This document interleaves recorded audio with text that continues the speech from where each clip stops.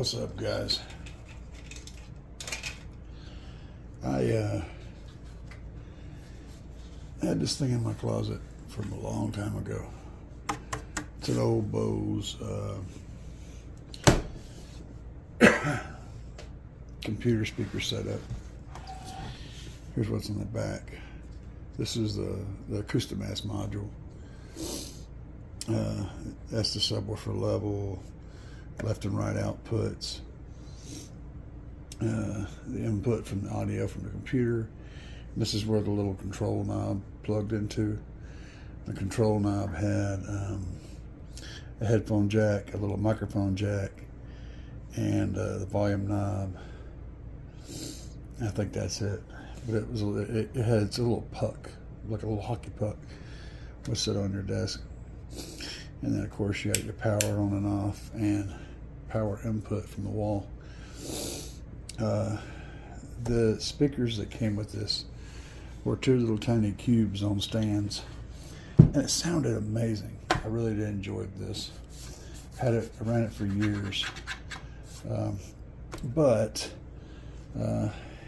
in a life event happened, and somebody broke into my vehicle and stole part of it. So all I have left is the module. I don't have the puck or the speakers, and I've had it in the closet forever, and it weighs about 300 pounds. But I decided I'm going to take it apart, just kind of see what kind of jam I find up in here. And it looks like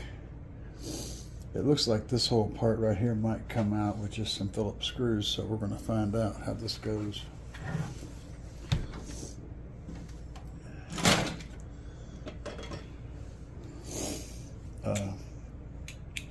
I don't know whether I wind up using it for anything, any projects or what. I'm mostly curious about uh-oh. No, those are not Phillips screws. I'm mostly just curious about how it's built inside.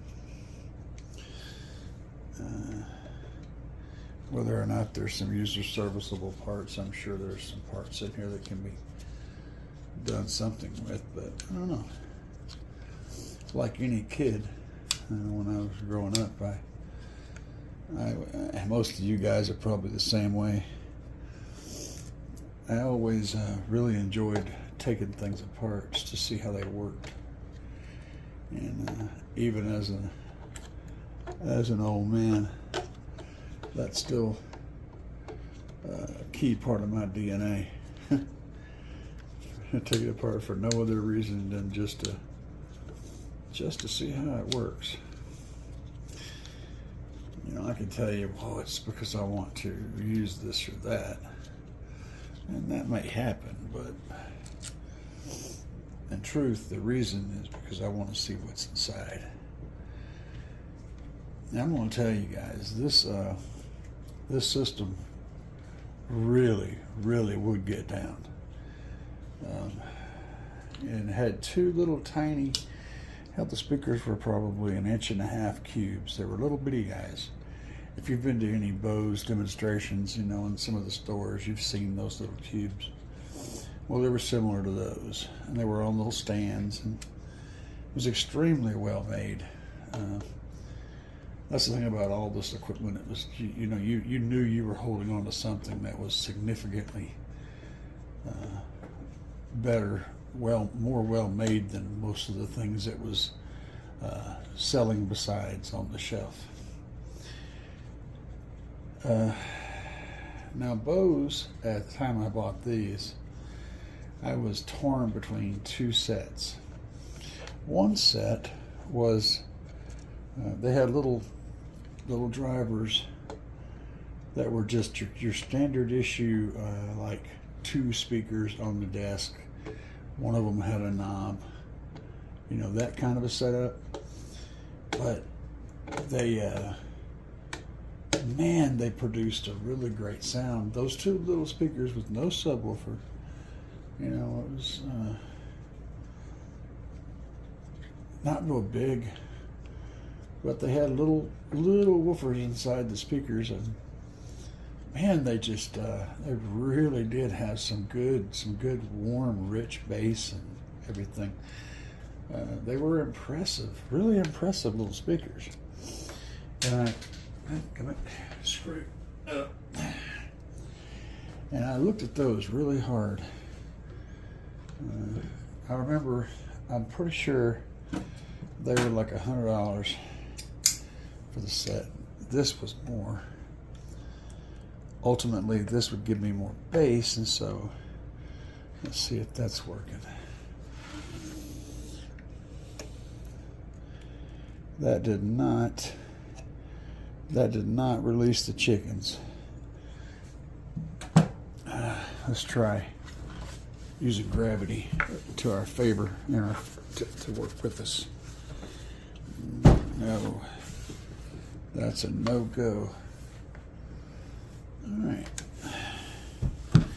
What other sorts of fasteners do we have here? I don't see any more. There's only 5 back here. Somehow or another, this comes out of this box. And it doesn't want to.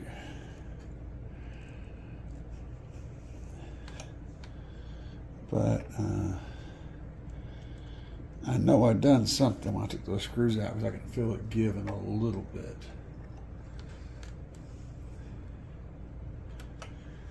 But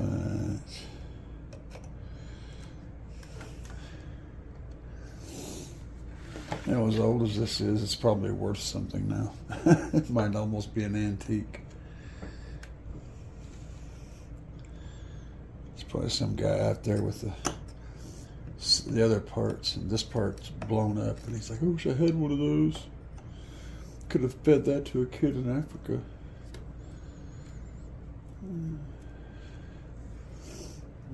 I might not destroy it, I don't know. But it doesn't feel like it wants to be disassembled. Anyhow, I wound up buying this set. And I think it's like $200 or something like that. Mind you, this was a long time ago. Anymore, everything was a long time ago. That is not wanting to come out of there. Well, let me see if I can get this going. Alright guys, I just wasn't prying hard enough. I started prying a little harder with a screwdriver, and it started slipping up here. So let's see if we can continue this. See how far we get with this. Because let me tell you, they didn't want nobody going in here.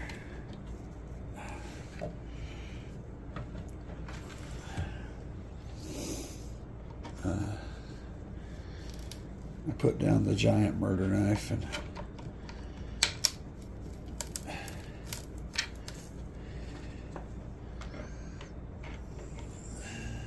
there's definitely electronics behind this, and it's got some adhesive. So they put it together with some sort of adhesive as well as screws. It's probably some kind of spongy or rubbery sound deadening kind of squishiness.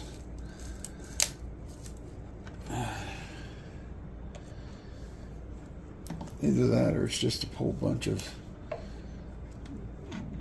old gooiness that's got it stuck together. I don't know, but it don't want to slip out of here.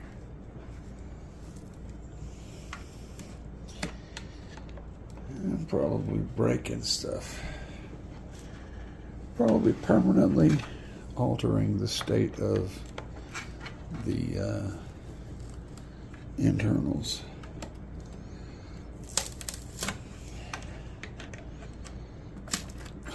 We are getting somewhere though. We are removing things. Oh yeah, that's what's happening. The wood is separating over here. There we go. All right. we have got, oh wow, wait till you guys see this on the inside. This is going to crack you up. First, let's unplug this and unplug this. We'll separate the doodads away from the enclosure. Now, what's inside? Man, I just, holy crap. Okay. Let me grab my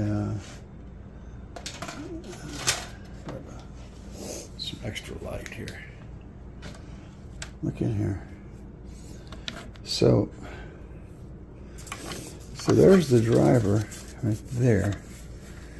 The main little subwoofer. This looks like a transducer over here on the side. You see that? So it's got its own.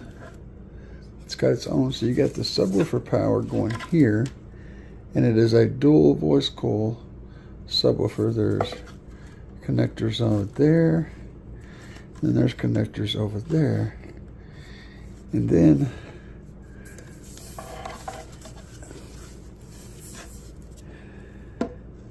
this thing has, I believe, is a transducer. Has two coils in it too. Yeah, there's one connection there, and there's another connection on the other side. And it is bolted to the inside of this thing. That explains where that really deep bass is coming from.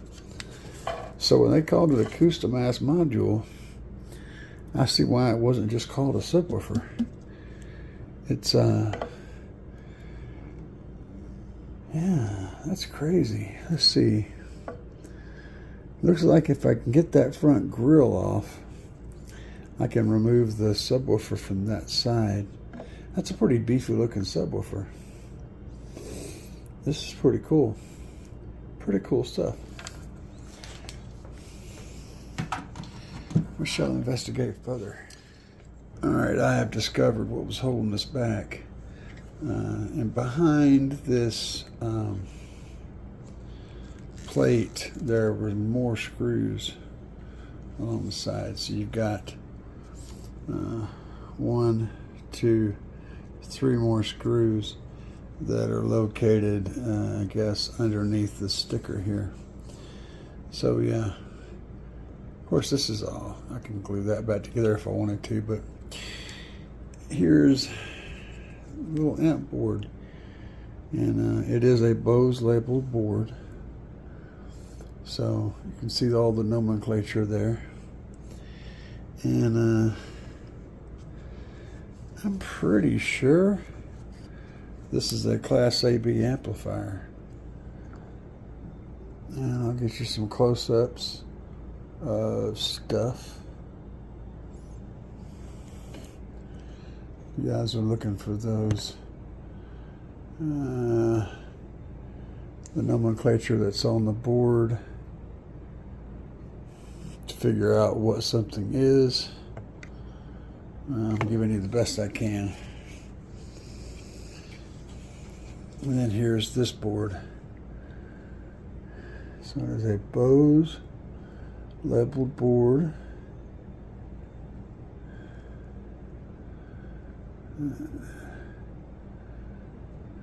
Yep, and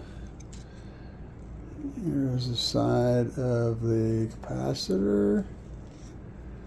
Big old capacitor. Big, huge capacitor.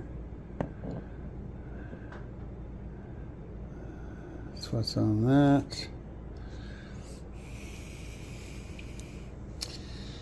And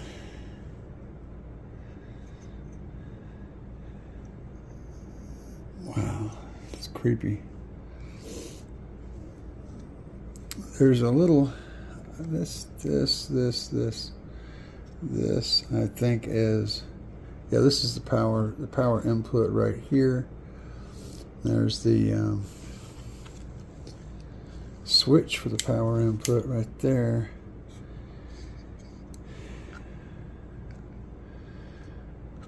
And I don't know, man. It's a crazy, freaky thing. But pretty wicked. Now this board over here is the one that has all the connectors on the back side. So everything that happens is on the back side of this board. This is like a daughter board. Looks like a filter. I don't know. I don't know much about this style of amplifier, but it is interesting. I think the most interesting bit, though, is what they've done with this thing. So I'm at a toss-up now.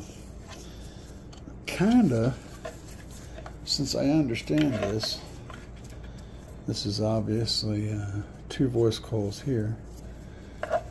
And this, I don't know, I'm thinking is also 2 voice coils. I can inspect further, but I got a feeling that's just 2 voice coils.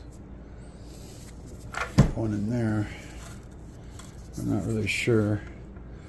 But that's a big transducer. And the inside here, this port, by the way, goes in, hang on a second. I'll tell you, I'll give you the port dimensions.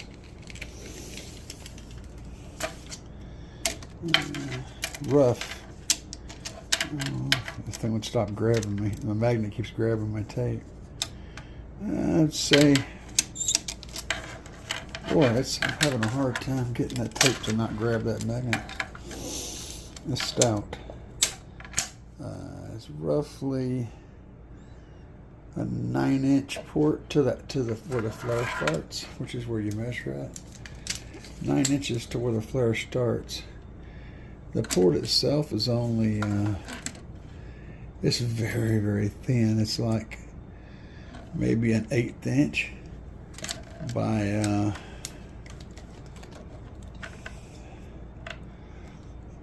roughly 7 1/2 by 1/8 by 9.